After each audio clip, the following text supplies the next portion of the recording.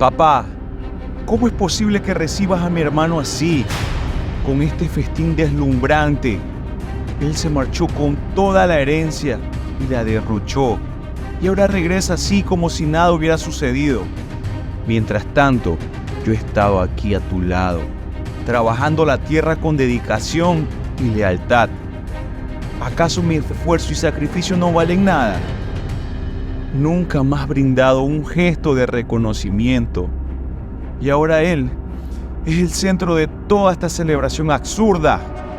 Me siento herido y traicionado, como si mi devoción no significara nada para ti. Esas fueron las palabras de mi hermano, y esta es mi historia.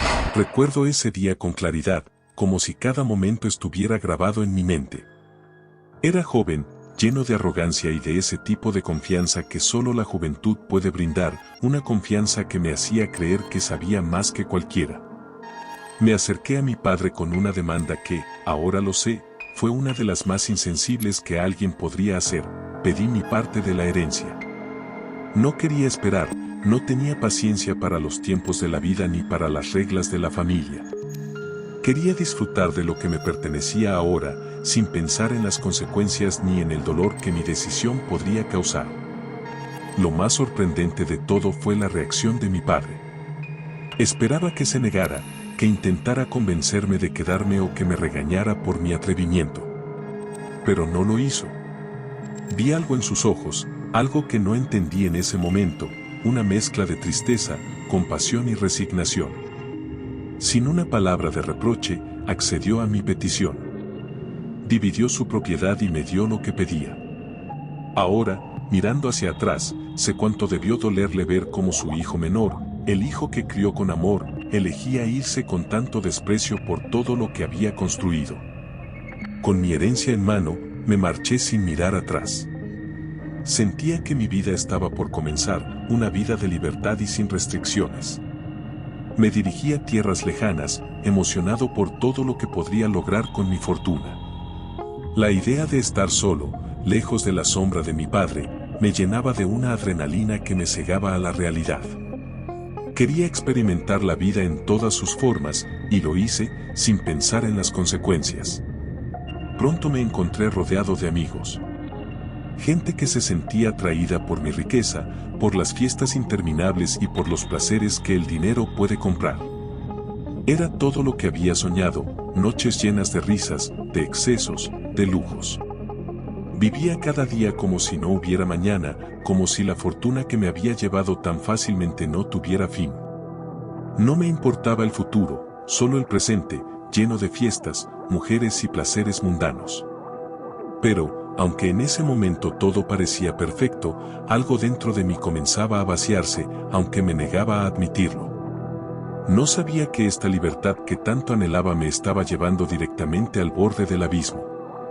El mañana llegó, y con él, una dura realidad que no había previsto.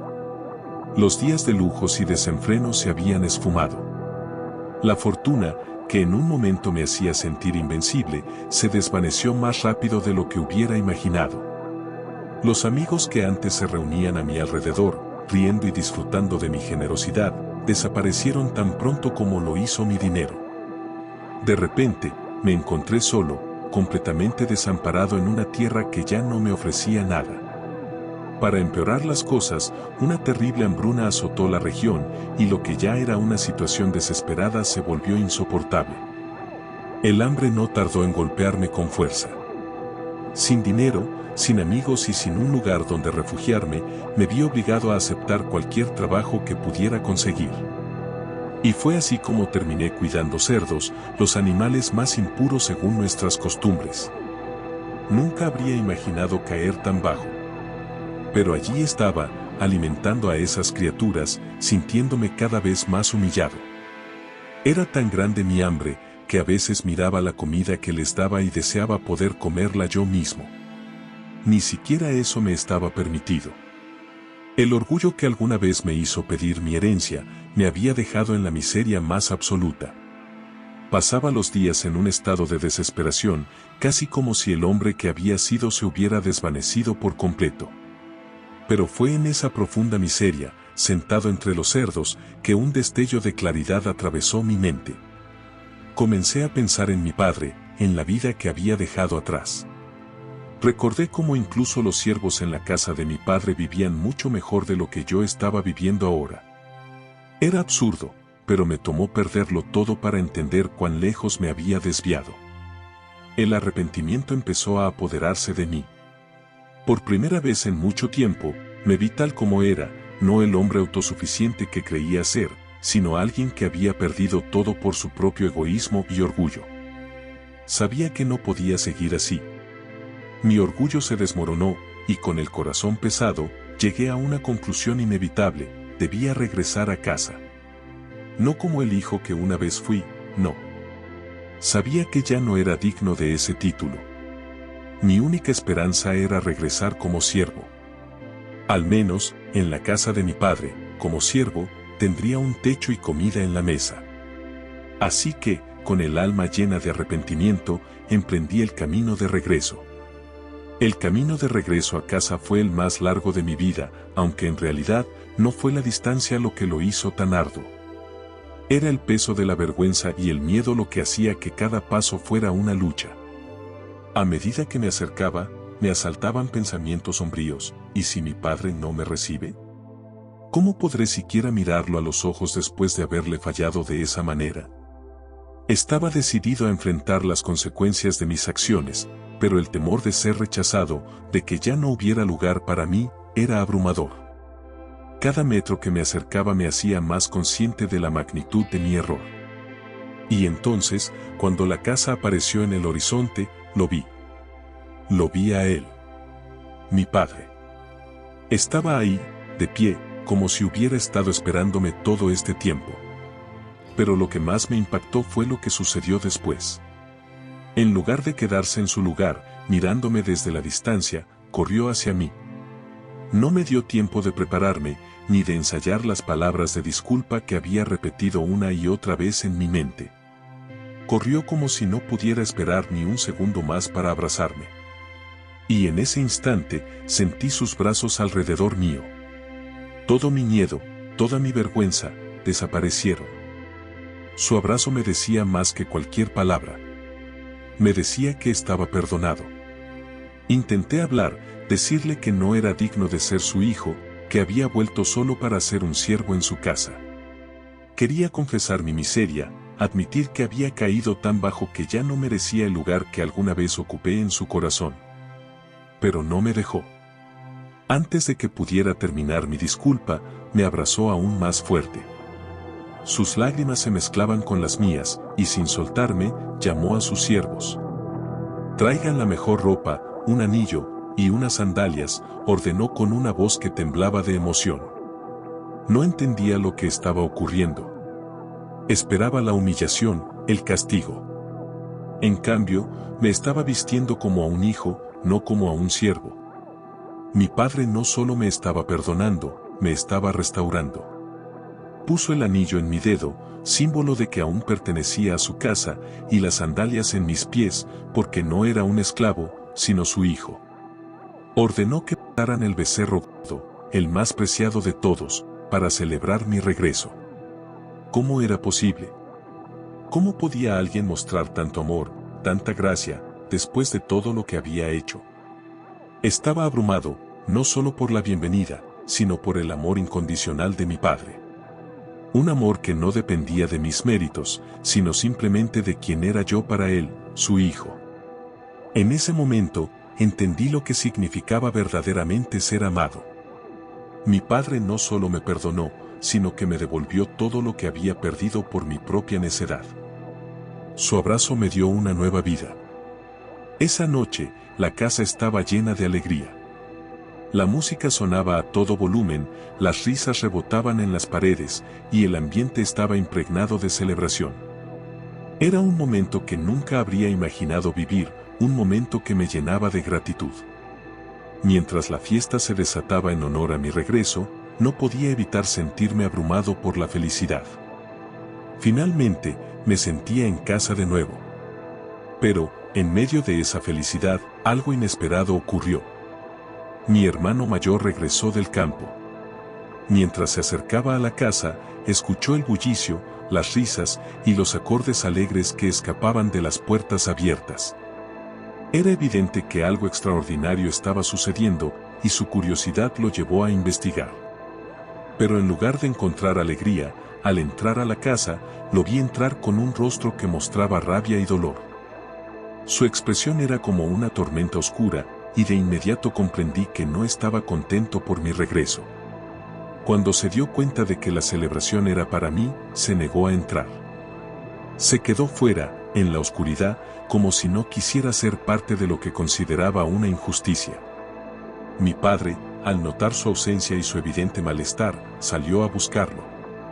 Yo podía escuchar la conversación desde adentro, el murmullo de la voz de mi padre tratando de calmarlo.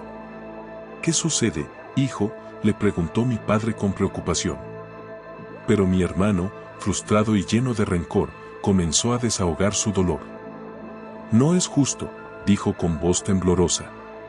He estado a tu lado todo este tiempo. He trabajado fielmente en el campo, he sido leal y obediente. Nunca me has dado una fiesta como esta, y ahora celebras el regreso de alguien que derrochó tu fortuna, que te abandonó. Me siento traicionado. Cada palabra que salía de su boca resonaba con el descontento que sentía en su corazón. Podía ver que, para él, no era solo una cuestión de una fiesta, sino una profunda herida emocional.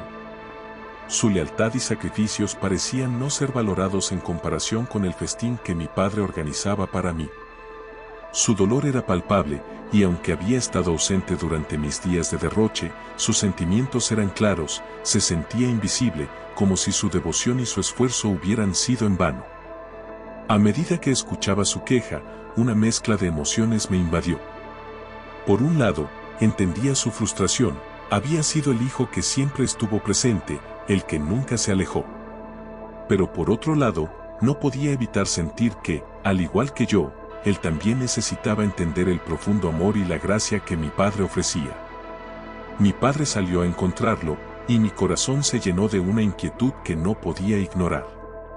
¿Cómo podría hacerle entender que el amor no es un recurso limitado, que no se agota al compartirlo con otros? Mientras mi padre intentaba reconciliarse con él, su dolor se convertía en una carga en mi pecho. Mi padre, con una paciencia que parecía infinita, se esforzó por hacer que mi hermano entendiera la situación. Hijo, dijo suavemente, tú siempre has estado conmigo, y todo lo que tengo es tuyo. Pero este hermano tuyo estaba perdido y ha sido hallado. Tenía que celebrar su regreso. La manera en que mi padre hablaba me llenaba de un profundo agradecimiento.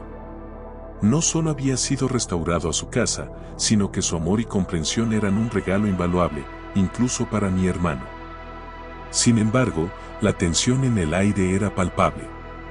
Mi hermano mayor aún no podía ver más allá de su dolor y decepción. Se sintió herido, como si la celebración de mi regreso significara que su propio esfuerzo y sacrificio habían sido en vano.